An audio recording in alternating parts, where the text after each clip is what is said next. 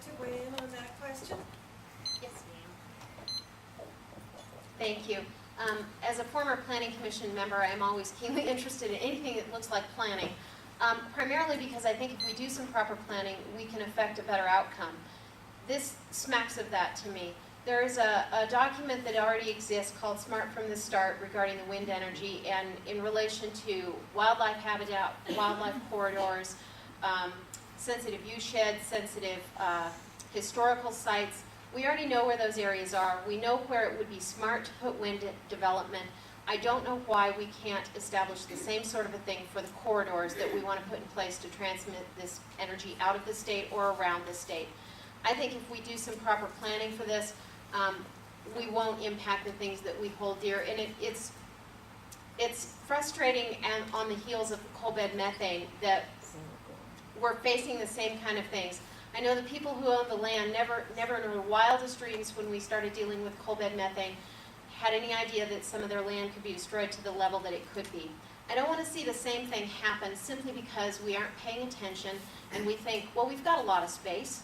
You know, just put it out there somewhere. You know, doesn't matter. And the next thing you know, you look out your window and there it goes. Right down a view shed that was important, right through a historic site that was important. We've got to pay attention to those things. I think it's only important. Chris Rothfuss, running for Wyoming State Senate. I'm a chemical engineer, and I've been in oil fields all over the world. I've been in oil fields where everything is done perfectly. You never see any hydrocarbon hit the ground. That's the North Slope of Alaska, actually. They do some things pretty well there, despite a lot of the news stories that we hear about spills. And then I've been in Lake Maracaibo in Venezuela, where you can see a shimmer off Lake Maracaibo anytime. It's a beautiful sight, unless you're thinking about what's causing it, which is all of the oil in the water. We can do this very well. We can regulate well. We can regulate energy in a manner that helps develop energy, that facilitates it, expedites it, while protecting the environment, protecting the open spaces, and protecting the people of Wyoming. When we're talking about eminent domain, we have to realize that the purpose of eminent domain is doing something in the interest of the public, where the public interest outweighs an individual property holder.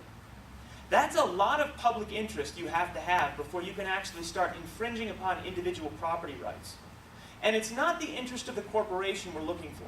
That's an important thing to know. It's not the person who is building a wind turbine that wants to pay less money because they don't want to take a long route for the transmission lines to get to a major grid line. It's whether it's in the interest of the people of Wyoming to have that corridor. And we're nowhere near the point right now, in my opinion, where we have extended enough effort to explore the possibilities of market to determine that we have to use eminent domain. I am very happy to have this moratorium on the eminent domain, and I don't expect us to rely on eminent domain for quite some time. Thank you.